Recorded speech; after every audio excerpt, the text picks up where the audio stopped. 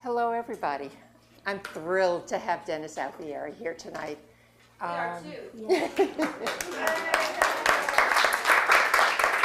I know Dennis because I joined the independent study class here at the Armory several years ago, and I spent 2 years in his independent. I'm a photographer, so I know most of his students are painters. But by joining the independent study class, I could bring my work to him for critique, and I am just fascinated by his passion for the world of art, his deep knowledge, the perceptiveness of his critiques. It's just been, he's been a wonderful mentor for me, and I think for many other people as well. Dennis got his MFA and his BFA at the University of Pennsylvania, and has had a very varied career, has worked in many different kinds of media, and has gradually moved into a very focused practice in painting, as many of you know. And he is here to explain his world to us. So, Dennis Aufiery. Thank you, Allie, very much, and thank you for all coming. There's a lot of slides, so if you want to leave now, it's a good time. There's no way for me to do this with a few slides. This is a thread that I've discovered. I'm sure lots of other people have discovered a similar thread. I've talked to a lot of other artists about it, and it's simply my thread. And when I went to school at the Academy of Fine Arts as well in Philadelphia, and that was in the late 60s, it was absolute free-for-all. I mean, you had people teaching academic painting and drawing, and you were supposed to be able to do that, but a lot of the teachers sort of flaunted that and said, well, who needs it? We've all moved on to pop art. We moved on to my version of de Kooning, whatever it was. But I decided I would take perspective. I would do figure drawing. I would do all the art history classes. And I think it's a good choice. What is happening now, artists get involved in work that's 25, 30, 40 years. You might have someone who writes about art is very interested in one kind of thing or two kinds of things, but they're basically looking at lots of different people. If you're a single artist, there you are. You're who you are. You've got to figure it out. So this is a little bit about me figuring it out. It's not the right way. It's not the wrong way. I've missed a lot of artists that should be here. They're not here. There's hundreds of them that have crossed my mind. But I'm going to start with Claude Lorraine. And this piece is a wash drawing, very famous wash drawing. And it's from 1682. And Lorraine is famous for these big classical landscapes that are sort of formalized. And this is appears extremely improvisational. And I find it very contemporary looking because of its immediacy. The negative spaces and the positive spaces. This positive space here is such a great relationship between this space. You don't know which is coming in front, this or this, half the time. Optically, we know that's a river and those are trees. But optically, this appears to come in front of this. That's the same thing that abstract painters did in the 50s, in the late 40s and do it today. And figurative artists do the same thing. They're looking for ways to make the space active and interesting. One of my favorite places, outside Rome. This is a Piero della Francesca. This is a very flat kind of painting compared to later Renaissance Titian and Giorgione. It's almost a pattern painting. But the same thing with the positive and negative shapes. This guy's white outfit against this dark. The horse appears almost to come in front of this a little bit. All these spaces in between are very carefully thought out by Piero.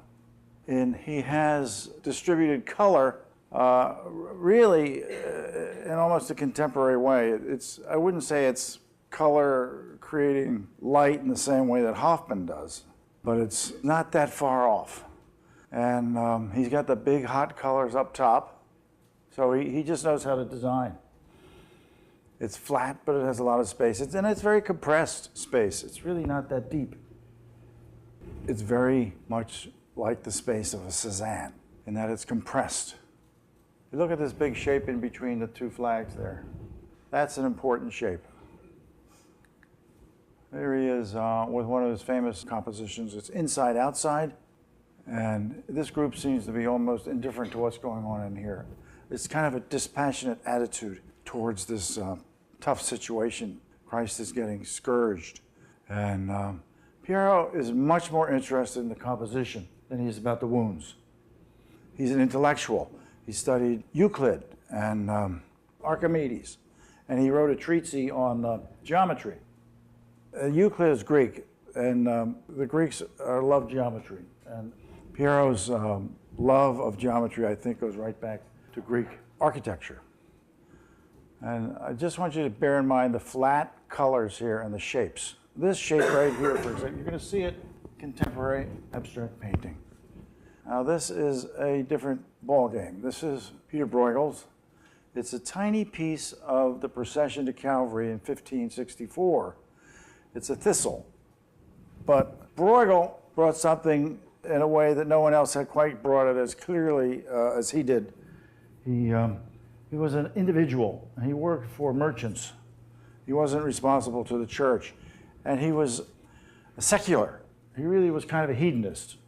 And he got in trouble with some of the church people. But his work really investigates this idea of patterning. The thistle, in a way, represents a small fractal of the universe, and everything is part of this big universe. And Bruegel tries to get everything in this universe. These things are equal. Nothing is hierarchical. The little thistle is just as important as Christ on this procession. It's very contemporary thinking in terms of ecology and taking care of the universe. Because everything is one. All is one. The little piece is just part of it. So this is the whole painting. Down here is the thistle. Teeny tiny, but very, very important. That is another thing that some representational painters today are extremely interested in, this sort of obsession with detail. This kind of a reinvention of the whole. The part is the whole. You start taking away the parts, then you lose the whole. So somewhere, and I haven't found it, the last time I looked for about 5 minutes. I didn't find Christ. He's in there somewhere, being led away. But we just see, he's like a little like Piero, but it's the patterns and this negative, positive space. It's hard to say what's movement and what's a figure, because it's so frenetic. But it's all part of this vast whole. And you got to go all the way back. There's the gallows up there. Go way back across the mountain. There's a whole other city back there. Now, Bruegel invented these landscapes. He did travel to Italy, cross the Alps. This does not look like the Netherlands, where he was from, Holland. It's an invented landscape. One of my students does cutout paper, beautifully cutout paper. And she does everything in West Palm Beach or this area. But it looked like they had mountains in it. And this cutout, I thought, oh, that's okay. It looks like the mountains of West Palm. So these little birds up here, that's the pattern of the people continued up top. Hans Hofmann used this piece, according to some teachers of mine at Penn. Paul Ruska and Paul Georges said that Hofmann would pull out these old masters to instruct in abstract painting. But he never instructed in abstract painting. All he instructed was, I want every area of the painting to be equally active, and nothing should stay in its position. Everything should go back and forth. And if you let anything in the painting be inactive, then you've missed it. You've missed the painting. So if you look at early Wolf Kahn paintings, they're very, very active all over the paintings, and they're very good. Really, I think better paintings than his later ones. But he was a Hofmann student. But Hofmann used old masters, Jan van Eyck, people like that. And you look at this painting, every piece of it is active. It's frenetic. He did these as a commission for this merchant, and it was called The Seasons, but he did 6. So he didn't go by the 4 seasons. He did at least 6. So the stories are still fighting over, is this February or is this January? It's definitely in the winter. There's one that's called The Dark Day, which is darker than this, which is really gloomy. Great painting of feeling. Nothing like this really had happened to this level of feeling, where he transferred a kind of emotional idea of the collective body of people into a painting in February. They don't have much to bring back. I don't see anything. The dogs look pretty lean, and there's the crows up there. Again, the pattern of the dogs is repeated up there in those crows. And again, it's every piece is part of the universe. Every little leaf, you can't take it away or the universe falls apart. That's his idea, as Bruegel. It's not the church's idea, it's his idea. So he's an individual. Now, Caravaggio changed the space of painting. He made the space come out into our space, not comfortably in its own space or into deep space. If you think of the Byzantine art, it's flat, emblematic, and he is bringing this guy's feet up to our noses. The bishops or whoever was in charge of these murals did not like them when he brought them in. They said, this is not spiritual. We want our saints to be inaccessible to a degree. But this guy is just some guy you might see down the block who's in a really bad shape. But he's breaking the picture plane. He's coming this way. Picture plane's flat, it has depth, but he's got it coming into our space. Fortunately, the workmen in this church were all gathered around his paintings, and they were talking about that, and they're very interested, and the priest realized, uh-oh, good for the audience, so we'll keep it. Now, this is a portrait, maybe one of the greatest portraits ever painted. There is somebody home in this portrait, unlike some current people, like Andy Warhol, there's no one home. He doesn't want anyone to be home. He wants to be a machine, and he succeeded, and he has his place. But this is the presence of the artist and the presence of the sitter. And by some alchemy, Velázquez is tremendously skilled, but he's the greatest suggester of all time, perhaps. With very little paint, a lot happens. So very much admired by the Impressionists, Sargent, anybody who wanted to say a lot with a little. Velázquez is their man. I think he's one of the greatest artists that ever lived. But the idea of presence, the presence of the artist in the painting, has become the hallmark of American abstract painting in the 40s and 50s. They call it authenticity or presence, believability, and the pop artists kind of knocked them off their perch a little bit. They got a little bit too high-handed with that idea, but it's a very important idea, still an important idea. So this idea of presence, you only get it when you're looking at someone painting them. You don't get it looking at a photograph of them. It can't happen. He looks like a pretty tough customer. He looks like a predatory animal. His hand looks like claws. Well, I don't know the whole story, but he was a tough customer. This is not an invented painting. This is a painting of actuality. This is an invented painting, an invented landscape. This was a studio painting. This is not done on site. He may have made some drawings, but probably never made any paintings outside. If you look at the windmill, and this boat could possibly sail up this little creek and you get out here, that windmill is back beyond these trees. It's got to be 40 stories high. I mean, it's huge because he needs that big thing there. He wants that in the composition. Be a great big presence. But it's a great painting. It's an outstanding painting of feeling, emotion, but it's an invented painting. As was Bruegel, everything invented. 1670. Now this painting knocked me out when I first saw it in art history, and I'm not sure, I think this is the finished version. Constable did a life-size version of this, he did as a studio painting, as a test for this one. He also did a painting on site. So this is about air, atmosphere. So here, it's way past Bruegel's idea of atmosphere. This is really tangible air. This is a study for it. He only had 4 or 5 colors to work with, and they had to have them in these little pig bladders. And there was no tube colors. There was no manufactured colors, no alizarin crimson, no phthalo blue. Everything was expensive. They did a lot with a little. But he'd be the first person to grab the phthalo blue, if he was alive today, I think. Is this the life-size? I don't know. I think that might have been a life-size study. Yes, this is the same size as this picture. So he's really calculating his strokes. There's nothing spontaneous. It's calculated spontaneity. It's like Rauschenberg. All calculated. I would choose this painting myself. I just like the paint more. Now this is a painting he did on site, outside, and everything that has to do with action painting on a small scale is in this painting. And it's 1824 to 28. It's the sky as an excuse to move his hand and to make marks, but it's simultaneous with that feeling of the storm. This is not an invented painting, this is on site. And the Philadelphia Museum of Art had a whole room of these.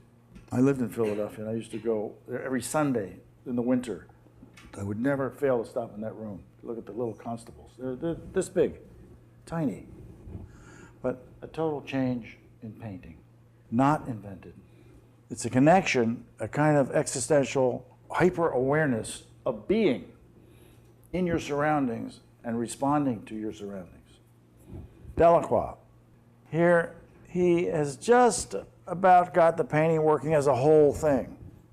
It's a little bit still in pieces, and it's a contemporary history. This was a massacre in Greece. The Turks had attacked someplace in Greece, and they had killed a lot of these civilians. So this is not something that was ever painted before. It's a current event being painted. I mean, as current as the newspaper accounts could be. It's obviously all invented. He was not in Greece to paint this. He made it up, but he did a hell of a job. You have this swirling, curving, very expressive composition all through here, all the way up into the clouds, all the way through here. And it's a painting of killing and death, 1824. This is 1838. This is 14 years later. The painting is much less kind of contrived. Even though it's still crazy Delacroix, it's much more of a whole. And that's really was his goal as he got older, was to get this sense of wholeness. Like I said, it's a little like Bruegel trying to get the whole world. So he didn't want the painting in pieces. He felt that there was one personality.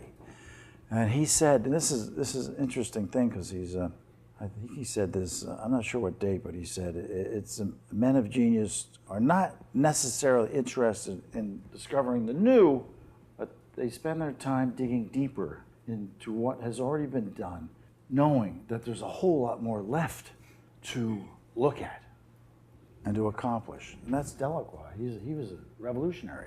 Roberta Smith said the same thing about Lucian Freud. I wonder if she read that quote by Delacroix. This is an outside painting. It's 6 by 8 inches. It's Camille Corot. I think it is very best. And it might as well be a geometric abstraction. The arrangement of the shapes and the placement of the shapes. This shape here, which includes this, is like shoving up against this, and it's shoving down on this. It's compressing against the ground. Everything is pushing and shoving against everything else. It's almost a physical kind of thing.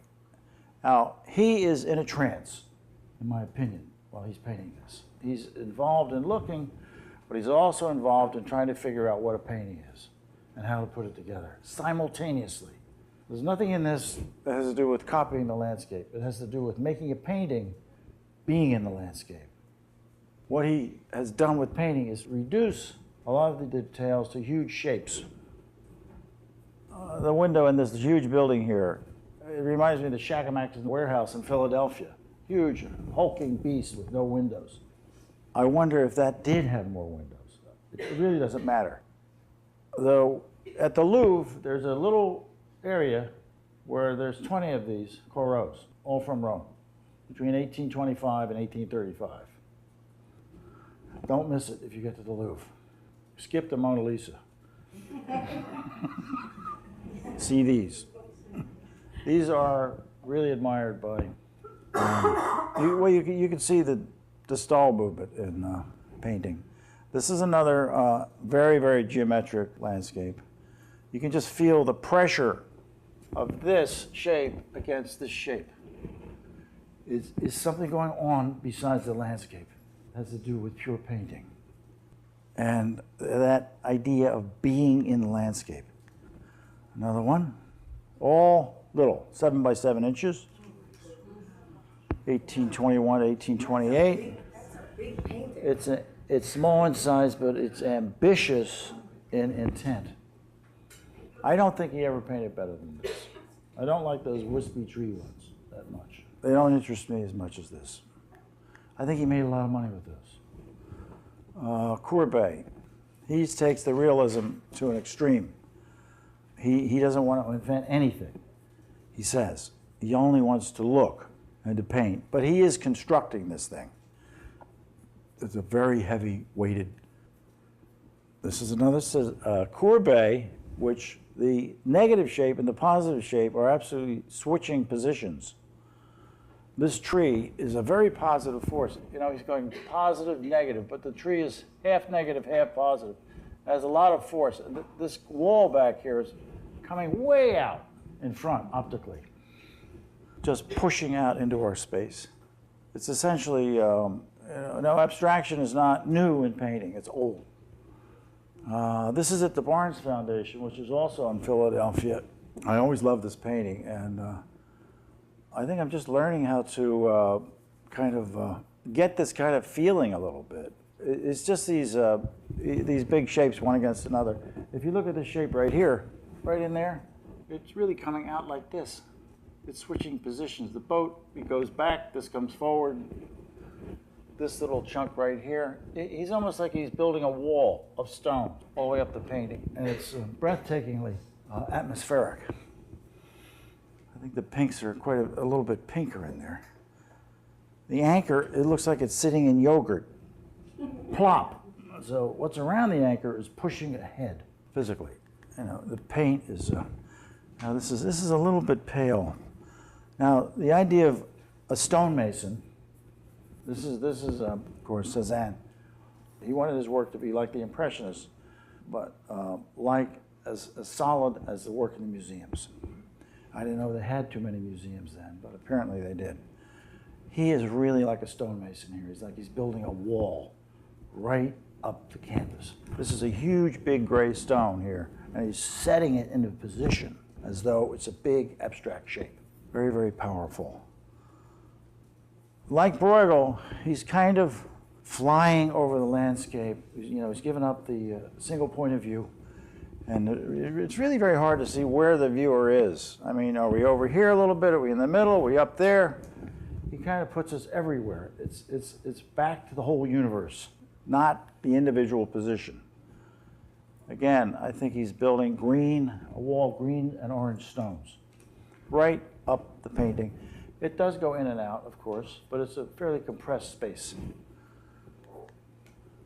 Unfinished one, a great thing to learn from when you look at these unfinished Cézannes. You can see him trying to figure out how he's going to tackle this thing. And I don't know whether that's trees up there or a big cloud. I guess it's probably trees, but it's sitting in that sky. It's kind of stuck in there. And if you get to that point in your painting, that means you're going to be making a good painting. If you think of the paint doing things like that, having weight, volume, and mass, and sticking in to the paint, these objects. This looks like a boat going along. I just noticed that. You know, I don't think he really cared that much, you know, what he was painting. But when I studied him in art school, I mean, in the art history, they made him sound so cold and calculating. When I saw the Cézanne show, about 1980, this huge Cézanne show, it was such a passionate painter. It was unbelievable. I think I cried like 3/4 of the way through. of the passion of the paint. This is an American painting. Back to the good old USA. There's a saying, when you travel, I'm always there. That's me when I travel. I'm still me traveling. I'm this American person. Oh, I love Homer. I love his illustrational narrative and his frank storytelling. But this is a philosophy of life here, of tragic existence, and it's a political statement of sorts too, because it's a black man surrounded by sharks. I mean, that was the situation of the average black man when he painted this in 1898. Pretty much a guy alone on a boat surrounded by sharks. I think this is even more poignant than Delacroix's Massacre at Chios. This is much, much less theatrical, although that shark is pretty kind of plastic looking. This is one of my favorite paintings at the Met, if you get there. Oh, this is kind of a little slide. I took this off the internet. If you think of the stone builder again, what is this thing doing here? That's orange, that's blue. He wanted that blue triangle there. And this piece here looks like it's sticking in front of this, coming in front of that. The color is, I think the Faux, when they're at their best, no matter how crazy their color got, it was totally always convincing as something they had witnessed or something they're actually looking at while they're painting. So there's a tremendous believability in these paintings. Like, it's the truth somehow, even though they're pushing the color quite a bit. It's the color wheel. You know, you go with you get the color wheel, and you should, if you're a painter, you should make your own color wheels. You're going to learn a lot about color. I have one that I use 6 colors on it, and it must have 125 colors, warms and cools. I got obsessed. Spent 3 days doing it. This is a really outrageous Duran. Wonderful painting. Like the Caravaggio, it really is more than this painting coming into our space.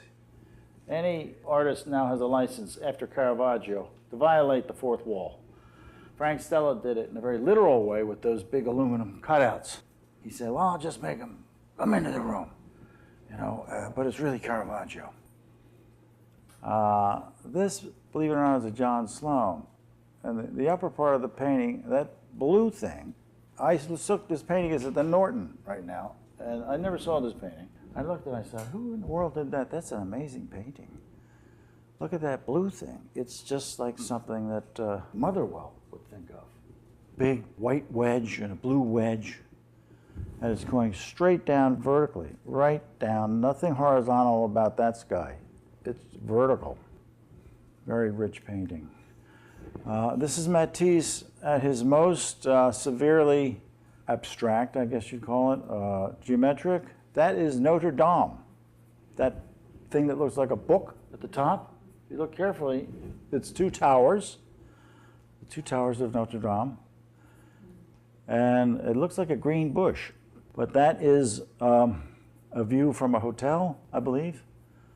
And he experimented wildly between extremely sensual, perceptual work and completely intellectual, severe geometric abstraction.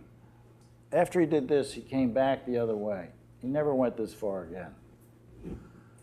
I don't believe.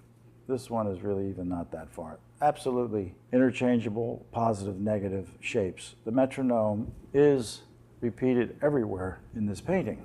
Big green wedge. It's the shadow of the kid's eye. He wanted to repeat that metronome shape there.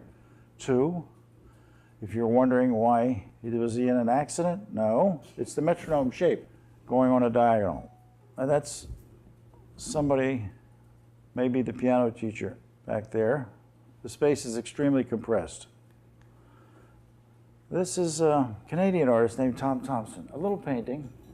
I think it's 8 by 10 inches. Anybody ever hear of Tom Thompson? Yes. He's part of the group of 7. This is 1916. What are the Canadians doing this in 1916? This guy knew something that the other Canadians didn't know. Something about shapes of color. And he never painted bigger paintings than this. This was it. And he died young. under some kind of strange circumstances, somewhere in the woods. I don't know if he was killed or it was a suicide, but he was a brilliant, brilliant painter. And if ever I think painting is difficult, I look at his work and I say, okay, let's go, get back to work. Look at that sky. It's just like a big stone pressing down on that forest from the top down. This is also a Tom Thompson, 8 by 10 inches. He's definitely in a trance too. So you have to be in a trance to do something like this. This is not something you can do on a normal level. You think of some, like some painter from San Francisco, in the 1970s, might be doing this. This is another Thompson, where it's a little painting, 8 by 10. I'd like to have this one. Very, very heavy, delicious, rich painting of destruction. It's a kind of a reversal of beautiful, rich color and then something burnt going on. This is a Diebenkorn. This painting arrived when I was at the Academy of Fine Arts in 1965. It arrived in the building. I went upstairs and I looked at it. The studios were downstairs then. It was a very, very good school. Art was upstairs, studios were downstairs. Lots of skylights. And this thing arrived and I thought, uh-oh, this is going to be a big hill to climb. Because this is great. I loved this painting. As soon as I looked at it, it's huge. I thought it was huge, 70 by 59 inches. There were abstract paintings, lots of abstract paintings around, but this one seemed so right to me. It's not that differently organized than an early Corot in terms of geometric structure. The feeling is totally different. But this is just a great painting to look at over and over and over again.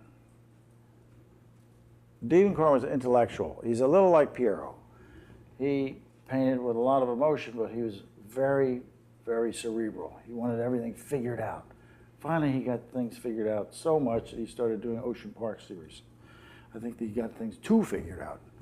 This, to me, is a much more visceral kind of painting.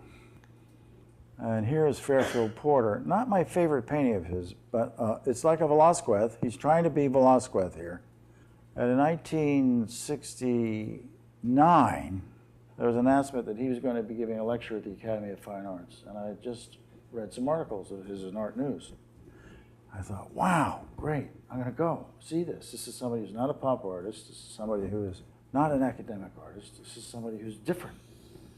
So I went to the lecture, and he was introduced to me, some guy that was asleep in the cleaning woman. There was no one else there in this lecture. He began this lecture, and there was a full house.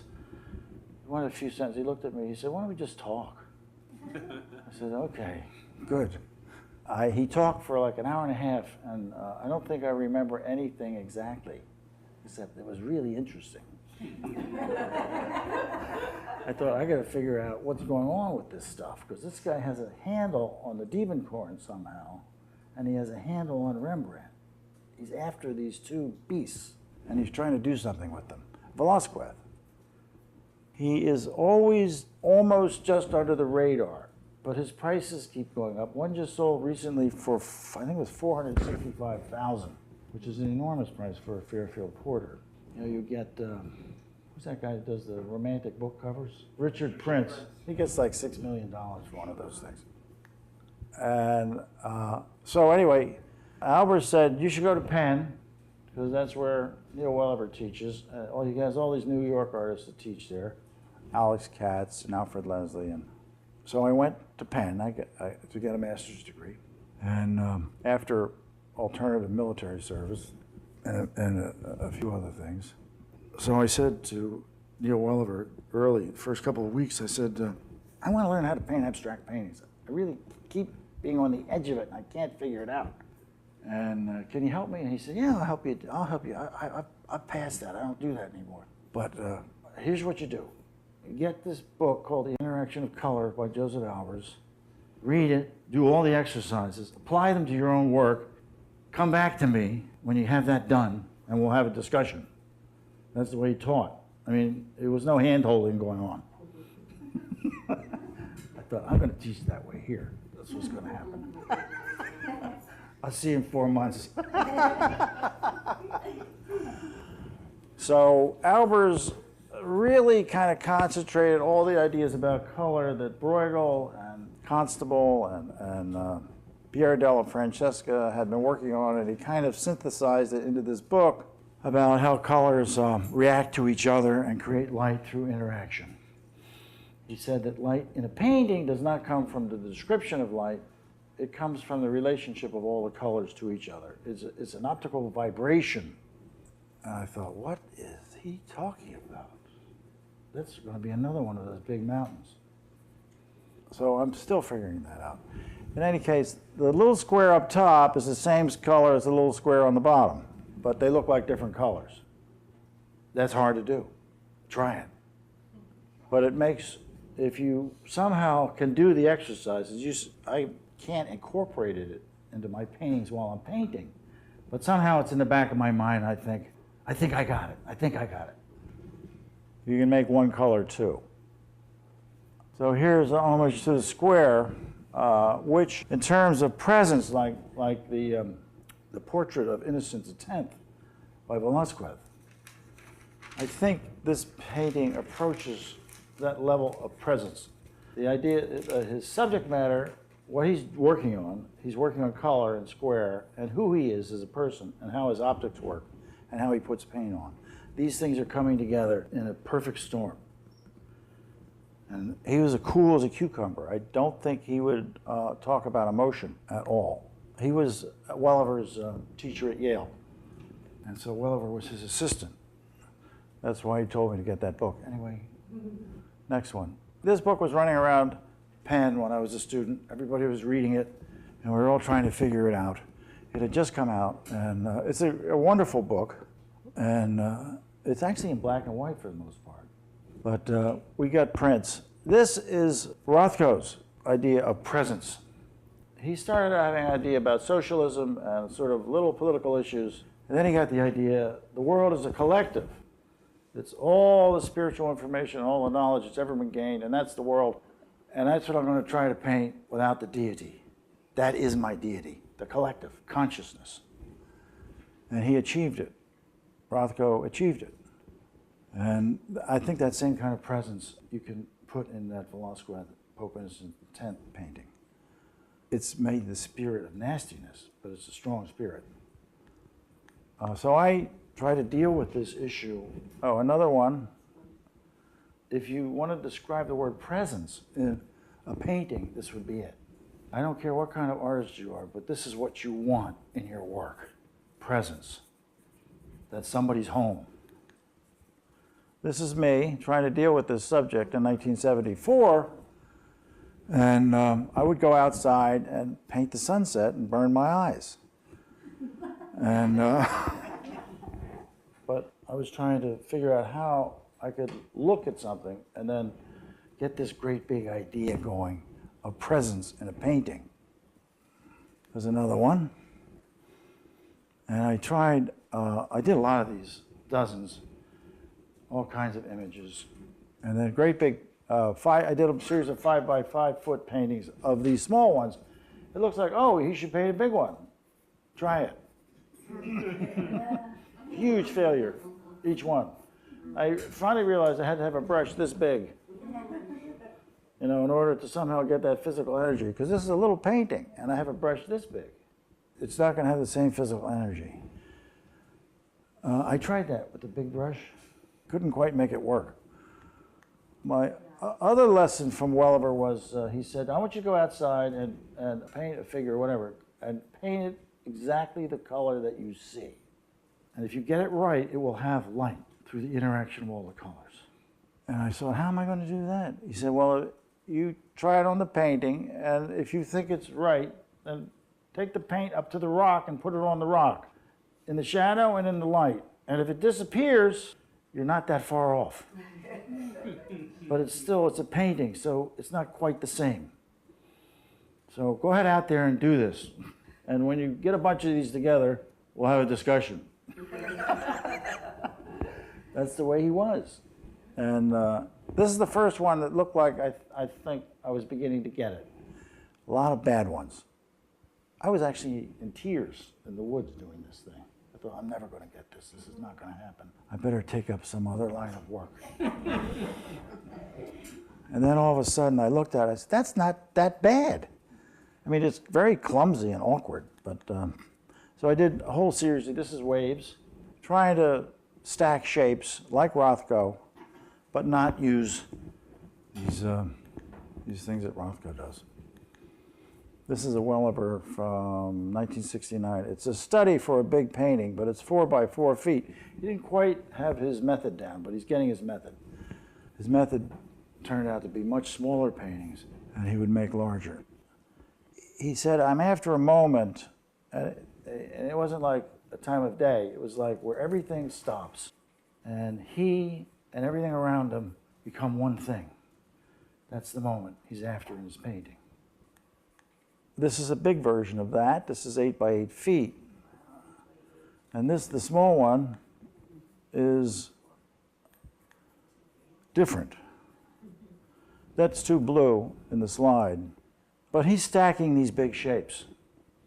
The forest is one big shape. It looks like it's squeezing oil out of itself in a way. Now this one is 96 by 108 inches. It's at the Hirshhorn. It's a monster painting, and this is, I think he achieved his objective about moment in this painting. And I don't know whether he went up and put the paint on the rocks, but they're very convincing. But they don't look like Courbet rocks, and they don't look like anybody else's rocks. No one really painted rocks quite like this, except Tom Thompson, the Canadian guy. And I never talked to Neil about Tom Thompson, but I have a funny feeling he might have looked at his work. He's after presence again. This is me getting away from the big spiritual Rothko stuff and just painting the vernacular stuff in these art camps. We used to go painting for 4 or 5 days at a time, and we had these art camps. And I really liked the painting. I thought, that's not too bad. And I brought it back, and Welliver said, you'll get over painting pots and pans. That was it. I never did get over the vernacular. The vernacular is very important to me. Ordinary stuff, every day. This is, after I had done those big kind of semi-abstract sunsets, I got a fellowship to Skowhegan, and I thought, what am I going to paint? It's so beautiful up here. So this woman, I was at the dock swimming, and this woman popped up onto the raft, and I looked at her and I said, I want to paint that. Look at that. That looks like it's got something for me. So I got a canoe and put my stuff on the raft and painted her.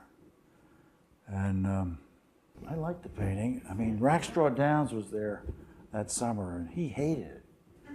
It just took the wind out of my sails. He said, what do you think, you're a sergeant? I said, I'm not sergeant, I'm like clumsy oaf. Now there's Rackstraw Downs. He was at Penn teaching the undergraduate, and he was about, I don't know, six, 7 years older than me. So he was sort of a contemporary. Anyway, he wound up at Skowhegan, and he was just figuring out this idea he had about perspective and warping the space. So if you look at the space in the painting, if you look to the left side, everything is as it should be, getting smaller as it goes down to the left. But if you look at the right side, it starts to get smaller going to the right. So it starts to get fish-eyed. And he's extremely flat here, very reductive. He was an abstract painter for years. Anyway, he just hated my Louisa painting. Fortunately, Alex Katz came for the critique, and he pulled out my paintings and put them in the middle, and he said, this guy knows what he's doing. And Rackstraw was like, but he messed me up for a long time. So this is the following year. I think it's sort of not the perfect road, but it was okay. Next one. Out of school now, gone, no more teachers. So I immediately start violating everything they taught me. This is based on an argument I had with a friend who was a Duchampian. He said he was a Duchampian. He used to make stuff out of found objects. They were animals made, big animals like elephants and turtles and stuff made of found objects. And I thought they looked kind of kitschy, but I didn't think they had any irony. I thought that Duchamp was about irony. What you see is not what you get with Duchamp. You get something else. So these things, I made these things, and this is a metal plate, and these objects are things that I made up in the studio, and they're magnetized. So you can pick it up and tap it, and the pieces move. So what you see is not what you get. You can change the composition. It's accidental, and it's not what it seems to be. And I think those are major elements of Duchamp. And it's sort of thumbing your nose at any kind of stable compositions. And they were actually in a show called Duchampion. This is anything that was doing anything my teachers were doing. I was doing anything else. So this is shoes and ties. It's a high-heeled shoe. Over here's the heel. And it crosses over to the other heel. And there's ties, necktie, and another necktie. So it's kind of like vernacular, falling in love. I did a whole series of these. And the architect, Robert Venturi, saw them, and he wanted me to do a commission right away. And I didn't know who he was a month before, but then I had just read Learning from Las Vegas and Complexity and Contradiction in Art, Venturi's major treatise on architecture. And he saw the use of the vernacular and high style combined. So that began a 10-year relationship I did a lot of projects with him. This is another one. And again, I can't stand still. I'm not satisfied. I'm not finding what I want. But I took the Duchampian idea of accident and made this still life by not having a design. I just had a great big 8x8 foot canvas, and I said I'm going to paint something until I finish it, and then I can worry about it. So the first thing I painted was the cabbage. It reminded me of my mother. I wanted the personal in there. I didn't want any more. I didn't want cold. So then I painted that big blue Hubbard squash. And then I was biking to the art museum, and there's this ripped umbrella. And I thought, that's just like Rauschenberg's umbrella that he stuck in a painting. I'm going to stick this one in there. So I taped it, the ripped umbrella, and painted it sort of trompe-l'oeil. It just went on like this for 6 months. I learned how to play the trumpet. It was football season. Christmas came, poinsettias. There was no design. And I thought, this is totally crazy. You know, I'm not going to be able to finish this painting. And my brother came back from India, and he said, oh, that looks pretty good. Why don't you finish it? I said, I'm having trouble with it. Terrible. I got to sit. Leave me alone. So he went out, and he came back with this big rock. You know, he'd just been to India, big white rock. And he takes this rock, and he puts it between me and the painting. I said, I am tired of your antics. I want this, get this rock out of here. He said, no, you have to get it out of here. So I said, okay, I'll pick up this rock. I picked it up, and I didn't know where to put it. I'm walking around the studio with it. I finally found a place for it. I think I yelled something at him, and I looked at the painting, and I thought, oh, that's not that hard to do. Just picked up this big rock. So if you ever get in trouble with a painting, get a rock. Pick it up, put it over your head. The painting's really easy. Anyway, this painting, I got a lot of good things happen. A lot of prizes. Went to Leo Castelli's. Was in a number of shows. Wound up at a museum. Okay, next. This is a Venturi project, but the kind of frenetic collage painting that I did on the still life, putting things together, piece at a time. I carried into this, and I did a number of studies for this. This is 36 feet. And the animals are not quite the right size. I mean, there's a few little problems I had along the way. There was at the Philadelphia Zoo, it was for an exhibition of all painting and sculptures and gizmos for kids. But it was a Venturi project, so I was all over it. So I had a study of this alligator with the snake, and the zoo people said, no, that's not for kids. No violence like that. And this Harvard biologist was the one who was really like adamant. So I went in and painted it on the mural anyway, one Sunday morning. And around 1 o'clock, the door opens, and here she comes, this biologist. Fortunately, the guy was the zoo's director. He looked like a giant Ernest Hemingway guy, Bill Donaldson. And he said, "That's the best snake I've ever seen in my life." End of discussion. It was worth the risk. You know, you get a chance to make a painting. 4 million people see this every year. 4 million people. That's a lot of people to look at your work. You know, today I'm lucky if I get 4 people, 40 people. This is one of the studies done outside Florida. I did a lot of them. This is from a trip to Limon. This is a totally invented painting I painted in the studio after I got back. And this is a still life. This is called Tambro. It's one of those big still lifes that I had abandoned. And I decided I'll do the collage painting on this one. So I just collaged these vernacular figures on top of it. I think this is 1980. I had a little breather from Venturi. And it's, again, all personal stuff. All these images are personal. I used to watch Westerns with my dad. And I used to think he was kind of stupid for watching these Westerns, but I enjoyed watching them with them anyway. So I don't know what that means, but this is another shot at collage painting. This is another kind of collage painting. This is 132 inches. I really wanted to attack Welliver birch trees and do it in a different way.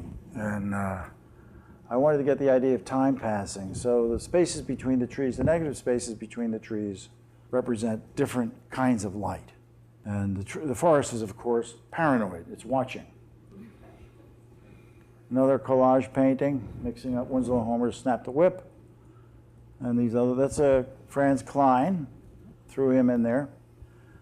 I was reading a lot of French philosophy at that time, sort of postmodernism. And so I painted this big frog. But the little landscapes around, like bugs flying. They're little Turners, little copies of Turner floating around there. This is another collage painting that has a photograph in it, and it is a political kind of statement about capitalism.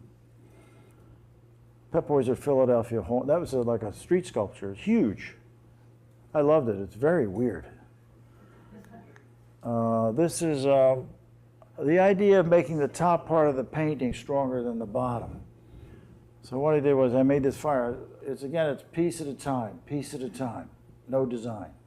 So I decided I'd make structure. So I wound up making this fireplace. This is all painted. It's canvas. Every one of these is like a little landscape. And I said, oh, it's like a fireplace. It's like fireplace. That's where we learn stuff from our parents, in front of the fire. So I thought, what can I put up there? Well, I don't know, I like to play basketball. I had a basketball hoop and a basketball up there, and that wasn't strong enough. So I finally came across this thing called Coon Chicken, which is a little salt shaker, little tiny salt shaker. They had them in restaurants in Maryland. And I was into black memorabilia and trying to understand my own prejudices. So I said, well, I'll just mix up color field painting and this thing, and that should be strong enough, and it worked. The top is nice and strong. But it's a political painting. And then Carrie Weems saw this in New York at a show. That's her right there. And she called me up, and I'm sitting at my desk, and she says, who are you? So I said, who are you? So she said who she was. I said, I have a postcard of yours right over my desk. So that began a long relationship with her. I worked on projects with her. I did a lot of projects for her. She said she didn't know anything about color, and she wanted to use my color sense, and I did a lot of drawing, and we became close. But this was on a cover of her Guggenheim show. She just had a show at the Guggenheim, and she won a MacArthur grant this year. And so her ego is really big now. She's a nice lady, but her work is about politics, and I went in a different direction. Gender politics. And I think that's one of the last ones I did. This is another collage painting. Philadelphia, it's a prison. That's Carrie. I turned her into this sort of spokesman for Africanism. Nat King Cole up there. This is getting a little bit less collaged, a little bit more natural. But still, it's sort of the three wise men kind of deconstructed. Cuba, mostly sketches and use of photograph. This is 1997. Always during this time, I paint these things outside because I need to restore myself. I need to get that connection, that spiritual connection with me being somewhere. So I painted really many of these. This is at the same time as I'm doing these more collage paintings. And this one is, I was definitely in a trance when I did this painting. I did a series like this and nobody bought them. Nobody wanted them. It was like, I think these are the best ones, you know, and they're like, they just didn't get it. But I did sell one. I think I sold this one. Some guy, he just buys my paintings. This is in Florida. I thought Florida was like being naked. When I first came down here, I thought the state was nude. It was unclothed. It didn't have what Philadelphia, New York had. It did not have this kind of covering of time. It was naked like that. And I just felt that way for years. It was like that. And it's got this barren. This is right after 9/11, by the way. But that's done from, this is done from small paintings on site. This is a larger painting. This is done in the studio. This is a studio painting from life. The blue kind of functions as a window and as a cloth. It does double duties. So we're still thinking of Hoffman, Hans Hoffman here. This is less time to paint because I was teaching too much. You remember those days? And so I have to go out when I could and paint. And so I was painting very quickly and using a lot more paint. Probably a good thing, because this stayed with me, this heavy paint. It's really not about the car and the boat, it's really about the reds, the yellows, and the structure of the painting. There's another one like that, a floating triangle. This is a big one. I did a number of small ones where I almost went blind painting the sun in this power transfer station. There was something about energy crisis going on. These things sort of get in your mind, you know, whether you like it or not. And I thought the sun looked like it was hovering in space above the road. That was my objective.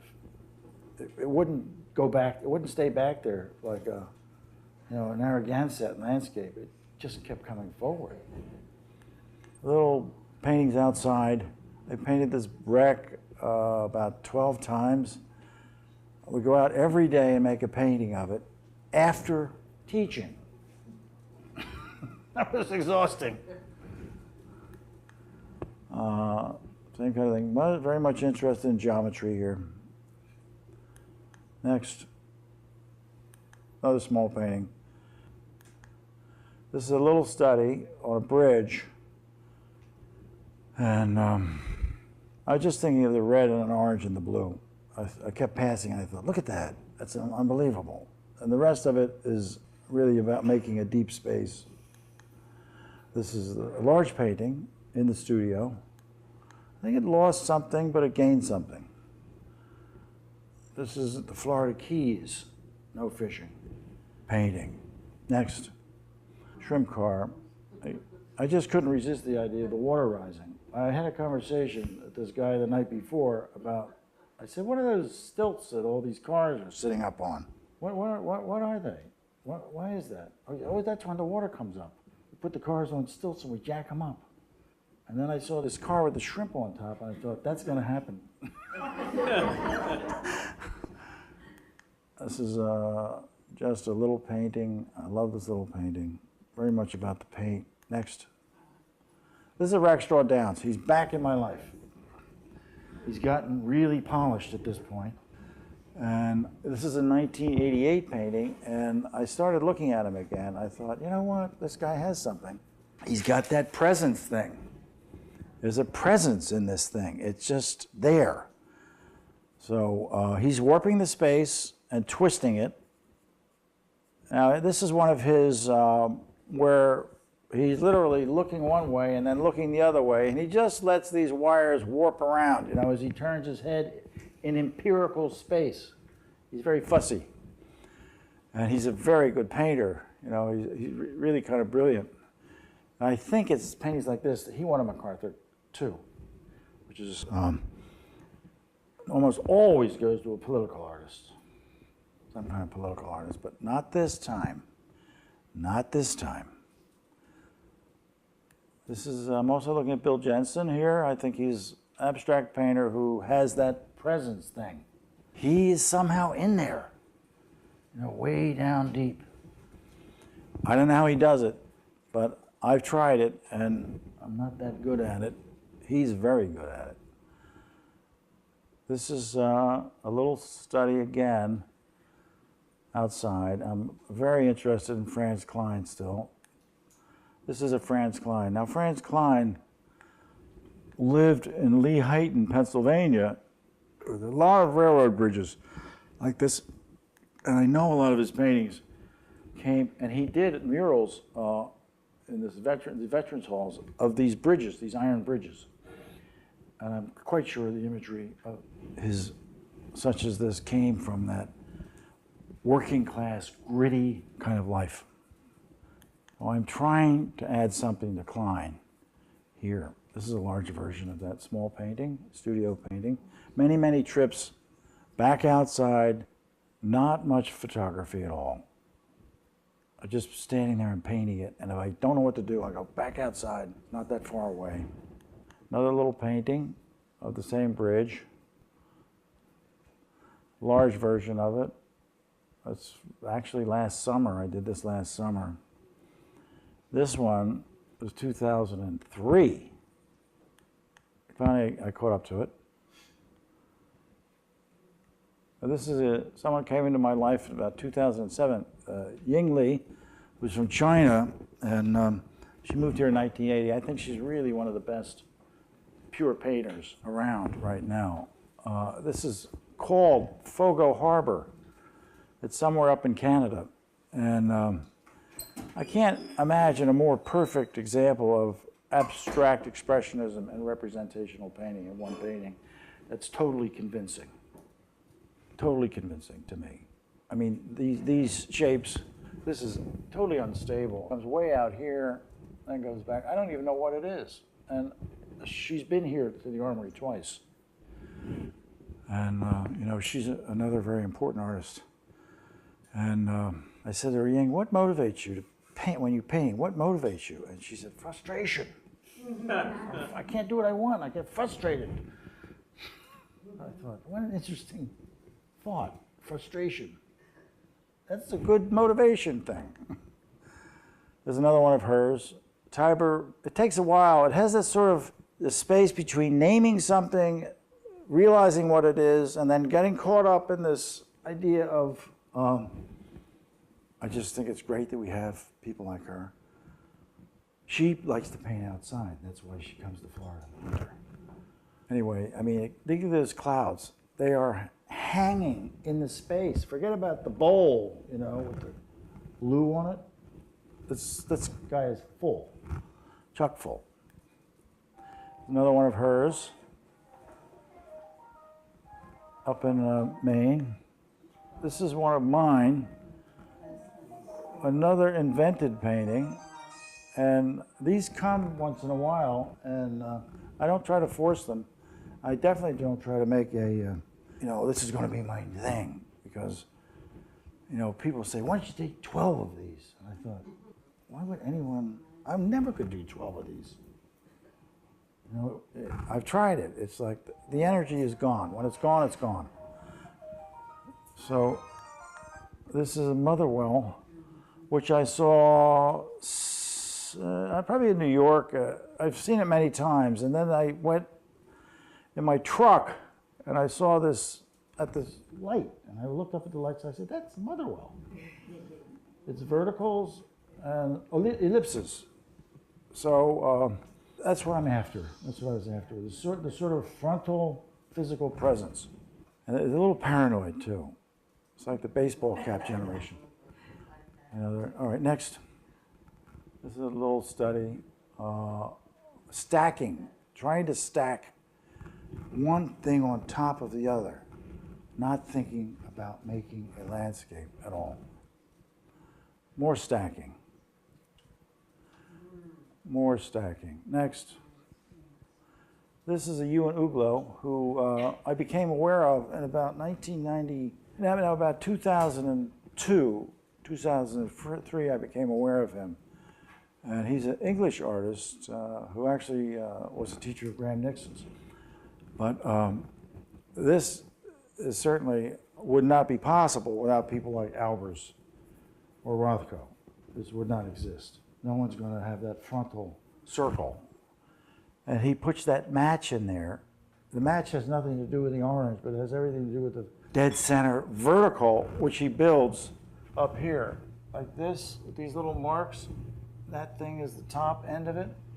And it's essentially kind of a cruciform with a circle. But this is a perfect example of light through color interaction. It's not colorful. It's good color. Colorful is not necessarily going to produce sensation of light in the painting. This is somebody everybody should look at, I think. He's a really good painter. There's another one of his. It's a figure, obviously, but it's all about shape. Again, it's like he's building a stone wall. Another one of Uglo's. I love the way this sits here, like a blue stone. It's like a Cézanne, a piece of a Cézanne. This is one of mine, on-site painting. You know, many of these, I just go out and make myself go out. And I tell you, it's hard, it's not easy, and it's not fun. Oh, you're going to enjoy a day of painting. Oh, I got 60 pounds of shit. It's hot. I got sand in my ears. And I got to set this stuff up because I'm going to get something out of this. I'm going to get something out of this. There's something important here. But it's not fun. It's fun when it's over. That's when it's fun. Then you feel like you have got something. It's, you know, burnt. It's an automatic transcendental image, a bridge. We cross bridges. We make choices. Those are automatic. You have to screw up a bridge so it's not transformative. I mean, you can make it look like a pretty bridge. That's not what bridges are really about. Anyway, this is regeneration. This is another study. I really love this little painting. I looked at it and I thought, God, can you paint better than this? This is a large one of this. This is 61 inches. Next. A little painting. Actually, I painted this with Ying Li, and I like to paint the skies vertically, like Uglo paints the orange vertical, not around necessarily. So the mark making is vertical. There's a snorkeler down there, gray hair. That's me. Next. A little painting, actually painted on site. It looked like a glass was breaking. When the sun hit at a certain point, it looked like the whole landscape was being fragmented. Just total fragments. Shards of light. I tried to paint it. Another one like that, pushed color. Just packing on the paint here, trying to make sense of this impossible thing. It's pretty easy kind of painting. Stacking up in the mountains. More stacking up trying to go up, up, up. Main painting. This is Pluto. It's grave by Lucian Freud, who I think, what can you say? There he is. He's like this big rock in the river. Everybody's trying to go around him. And you can't, really. Hockney said, well, I keep doing all these things, trying different stuff, and he just carries on painting in the studio and is the best. That's what Hockney said. Now, this is his dog, his burial for his dog. I think he's essentially kind of a performance artist in a way, because, and he has a model in front of him. And if you read this book called Breakfast with Lucian or The Man in the Blue Scarf, he's performing all the time. He's painting. And painting is a performance, believe me.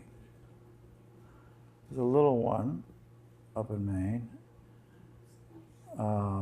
A bunch of metal things, and I thought, what is all this? And I found out there's hardly anybody on this beautiful island, but it had this weird barrenness. And it was actually inhabited by some 3,500 people at one time, and now the population in winter is so small, they just closed the school.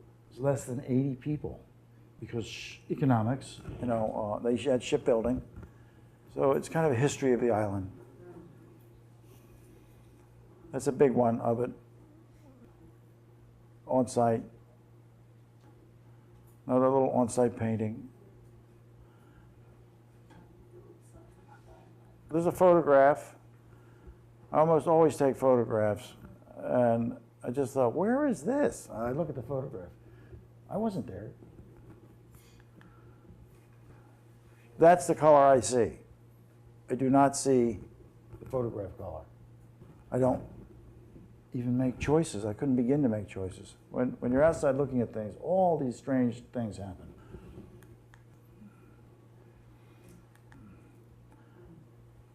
Inside, trying to stack up things.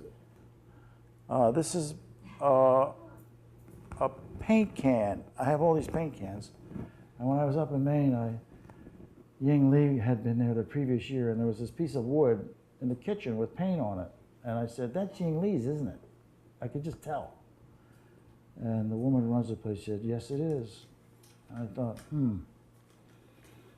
that's from her paint scrapings when she's painting outside. And then I started that summer.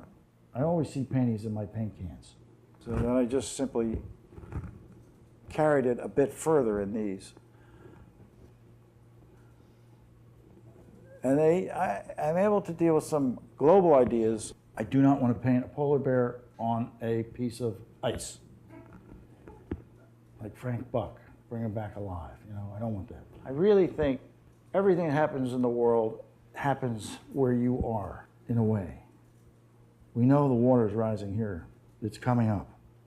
I talked to a marine biologist who said that Miami is going to be inundated with water. It might be 5 years, might be 10 years, might be 15 years, but it's going to happen. And it's coming up not over the sand dunes, it's coming up underneath and coming up with the tide, with the neap tides. It's coming up. And then next week we're going to go down to Big Pine Key with some students who have made a nice arrangement. We're going to paint Big Pine Key as losing groves of trees. There's now standing deadwood because of rising water. It's happening. Anyway, lungs of the earth. These paintings are not idle things. I get very serious with them as they build up. But again, it's the Duchampian idea of accidental and by mistake. Accidentally on purpose. I think that's Duchamp. Accidentally on purpose. Yeah, a lot of it's just a palette knife shoved in there. I'll use my finger, anything. For years, I looked at my palette and I thought, this painting is better than my painting. Why can't I paint as good as my palette? There's no guile. It's unpretentious. The color's great. Mark making's terrific. And this has got tremendous variety. So you can learn from your palette. Anyway, this is a box I made for it because I think you need context. This is not such a good photograph. It's got to be rephotographed. That's the piece. And I try to figure out how to present this. So I'm trying to create a context for it. And I think this works. I mean, people had all kinds of suggestions, but I think this works. This does have presence. This is called Melt. It's little. And of course, an artist said to me, oh, you need to do these big, really big. I've been down that road. The big road with the big paintbrush. It's just antithetical to the idea of using waste paint and recycling it. It's like the reverse. No. I'll take a big photograph of it. You know, you can have a big photograph of it. Easy peasy. You know, big photograph. That's what it really looks like. And it you know, if you can't see paintings in waste paint and on waste boards and on the studio floor, you're never going to be a painter. You should be able to see paintings there all the time. They're good paintings. This is me trying to be as good as the palette. It's it's not too bad. Another one. It's a little, not quite rich enough. On site, every stroke. This is really a hard painting to do. Just thinking about it makes me sick. Go ahead. I live like a half a mile up this sand dune. No water. The bums go up there. They sleep up there, up in these hills. You know, it's so pretty. Wild pigs all over the place. This is an atelier system here. The Armory, which means the teachers and the students share models and they learn together. And if you're alone, that doesn't happen for you. You know, you have to hire models. So this atelier system is an old and very good system for learning. Little on-site painting of the vernacular, not the Rothko idea. Another vernacular. This is up on a bridge. This wide, the sidewalk. That was insane. But it looks like I did it like in an hour and a half, but I had to go back there 4 days. It was not easy. A lot of repainting. This is on site, believe it or not. Too much thinking about Rackstraw. So I put the guy with the highlight, this wind border. It was like, going to save the world with energy efficient cars someday. Another jungle painting. That could be very big, I think. I might make that one big. This is Stanley Lewis, who I became aware of through Ying Li.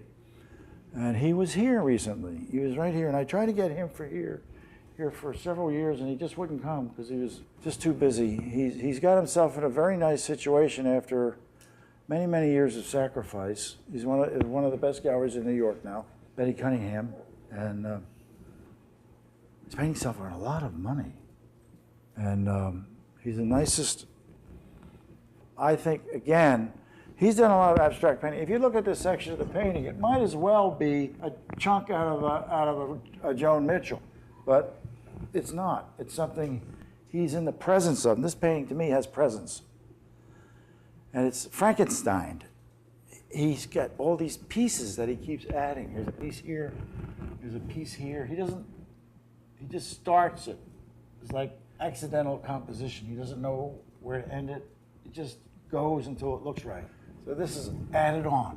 He's got these pieces of plywood and clamps, and he's covered with paint. And it's just a joy to watch him go. I mean, look at this piece of painting here. It's beautiful, really beautiful painting. Fortunately, it does not look like a Joan Motherwell. It looks like a Stanley Lewis, I think. That's the point. Next. Another one. The tree on the right, to do that in the same painting as that house, and it works, is just marvelous, I think. A risk-taking. Maybe frustrating. You see the Frankenstein stuff up top? He's got tape up there and staples, and he paints over the staples. This is just some place in Chautauqua, but you can paint, you can make a great painting anywhere. I think this is a really incredible painting. We should hear more from Stanley Lewis. He wants to come back here. There he is. You can see him, look at him, there's no drawing board. He's got this pen, his hands are covered with paint, his thumb hasn't been cleaned in a month. And he's got clamps and boards, and that's the painting back there, that's not his palette. His palette is much worse, it's down here. It looks like something that came out of a volcano. Anyway, he's out there painting, and just complete inspiration to have him here. This is a young guy named Kurt Nobelsdorf. Anybody know him? Yes. Only my students. This is a little painting. He painted in Miami. He works on site from his own photographs and from found photographs. But all of his paintings have this presence. I don't know what that red is exactly, but you know you wouldn't want to take it out. Is it some kind of red that's bleeding through, or is it like Duchamp's The Broken Glass? You know, he had this thing and he shipped it to the museum, some museum, and it broke, and they were horrified. So he came and looked at it, he said, "It's better looking, it looks better." So Accident has been around for a long time. I love his clouds. They really look like cheap permastone. You know, you stick glue on the side of buildings in Baltimore. Here's another one of his. I really like the way this kid paints. Everybody should own one of these paintings. This is one he did from a surveillance photograph. It's called CVS. Very much in the spirit of geometric abstraction. If you take the figure out in the middle, it is an abstract painting. Abstract painters have the same responsibility as representational painters. They have to have weight, volume, form, space, movement, tension. There's no free lunch for the abstract painters. This is another Kurt Nobelsdorf. I don't know what happened to her nose, but I don't think he's going to change it. Again, everything looks like a stone. It looks like it's embedded in the pigment. I think he's one of the best young painters, and it's totally an original. There's a word about technique. I mean, a lot of people are told that skill is a bad thing. You should not have any skill. And I don't know what these people are who are teaching this, but all of these artists that you see paint differently than each other. They did not learn the skill at the skill school. They figured out a method to paint on their own. Velasquez figured out how to make a Velasquez, you know? He didn't go to school to make a Velasquez. Alex Katz used to say, keep building on your skills, whatever they might be. It isn't something you learn at skill school and then apply it. That is BS. This is Ellen Outfest, who went to Yale and was in the Venice Biennale. It's a little painting, and she paints these things from life. She is of the obsessional variety of artist. But it looks, it's one of those things again where you don't know the name of it. What is it? It's like a mind separation from the intellect, something deeply philosophical going on there. Another one of hers. I think she's fairly young. Anybody know Ellen Outfest? It's one of hers. Is a watercolor. It's tiny. I mean, she shows at White Cube in London. And she goes in her parents' backyard and paints bark of tree. Anyway, if you think of shape, and there's a philosophical idea of not knowing the name of something, but being aware of its presence as a shape, just having this sort of hyper-awareness, but not being aware of it in terms of logic. I think that's what she's interested in here in this painting. It's sort of like, what is it? And then you realize it's a guy with a hair on his head and then a beard on the other side. You see it? Takes a while, doesn't it? And it's very kind of pornographic almost. Like, ooh. And of course, here he is. What are we going to do with Lucian Freud? Well, he's dead now, so you can't They're going to have produce no more. Roberta Smith said of him, he's not after anything new, but he's incessantly digging deeper into the old, like Delacroix thought. Nasty man, everybody says now, but you know, the guy could paint. There's something about these figures that have this tremendous presence. His being and their being somehow becomes this one. I think he kind of becomes the model, and the model is a feeling of dominance and subordination, and how the model exerts the pressure against the painter. It's a very complex way of painting, but isn't nothing to do with copying. This is here in Palm Beach County. I'm supposed to see it at the guy's house tomorrow, I think. This is, what the hell is this? Smoke and mirrors. That's what artists do. They make magic tricks. And today, the magician, like Penn and Teller, tell the audience what they're doing, and if they're good, they still get away with it. This guy, I think, is one of the best younger artists. He paints everything from looking. He says, I'm interested in the concrete. He's very interested in this philosophical idea of the space between knowing, naming, language, seeing, and being. It's a very kind of intense, it's not that deep, you know, it's not that hard to figure out, it's not rocket science, but it's very interesting because you can't quite say, what is that? You know, it's not a decorative abstraction, it's something else. I had this figured out at one point, but now I don't know what it is. Anybody know what it is? Anyway, he's from India, so he's got this Indian thing going, and he looks very different. That's another one of his, 2010, and the chair is really getting stuck into the wall. It looks like it's shoved into the wall, and it might actually go into the wall. And we have this little split second, not knowing that's a girl's head. You know, what is that? And is that a drawing? What is going on here? I think he's a very interesting artist, very intellectual, and the guy can paint. This is a recent one. He's after that space that you can't, it's an idea about ambiguity and being uncertain, unaccountable for. So this is another artist that everyone should have him. This is a recent painting by Gideon Bach. I think it's his best group of paintings. I mean, it's like one of those installation artists, except he's got skill. Oh my God. It's a magnificent painting, in my opinion. But it definitely has to do with how one treats space as a kind of a discomfort level, a psychological idea of what is going on in my world. I don't really know. There's another one of his. He's very into poetry. The last of the poets, 12 by 12 inches. That's me. Back to me. This is a little pale. It's called Infield. And I did it while Stanley was here. I like it. It's like a wall again. The clouds look like they're stones. That's in the infield again.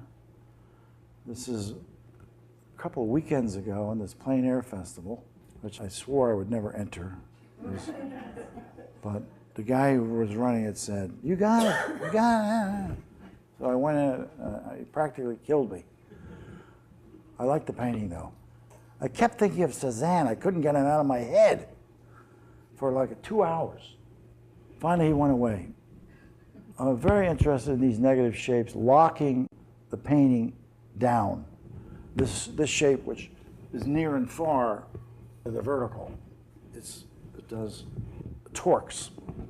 This woman came up in this car after about an hour and a half, and I thought, oh, God damn it. Doesn't she see me here painting? I'm working, kid. So I'm waving my arms, you know. And of course, she's another artist. You know, she's part of this whole crew. And she just gives me a little glance and races off with her equipment. And I thought, all right, this is an opportunity. Remember Duchamp. It's an accident. Anyway, the car really does give it scale. This is another one, actually that same day. I love this painting. This is the same, like this space up in here between these trees. It's like a big piece of plaster, but it performs as sky and like a big piece of plaster. This is a new project within the past 2.5 weeks or so. It's very pale. This painting is not done. It is called Sandpipe. So the battle is raging. They're pulling sand off the ocean, pumping it back onto the beach. It's a losing battle. It's not going to, they're not going to win. But it's very interesting, and I like battles. There's flags all over the place, and you know, people come by and they say, "You're painting that stuff?" And they look at the painting and say, "Oh, that's not too bad." It was so windy the next day, I said, I better make a study of those pipes. So I went back and did a study of the pipes, and I think it was worthwhile. This is going to be a big project. This is another study of the pipes, and I decided I would add something to the right of it. So that's to the right of this one. I matched them with the drawing, bring them both down the panels, and the next one, a couple days later. The days are all different days, so they don't quite match. I think, well, let's just stick them all together, and we'll get the idea of time passing, maybe. Maybe it'll work. You think it works? Yeah. I gotta match them up? Match up the ocean? No way, right? Actually, there's another one I did yesterday. It continues out, and I got the barges that, this pipe goes all the way out to sea and out to these barges, and they're really beautiful things. They're really beautiful. There's nothing like a barge on a beautiful blue day throwing out a big puff of black smoke against the sky. This is my version of the polar bear on the ice cap. I am not going to paint a polar bear on ice floe. It's too obvious. But this is right out my back door. So that's it.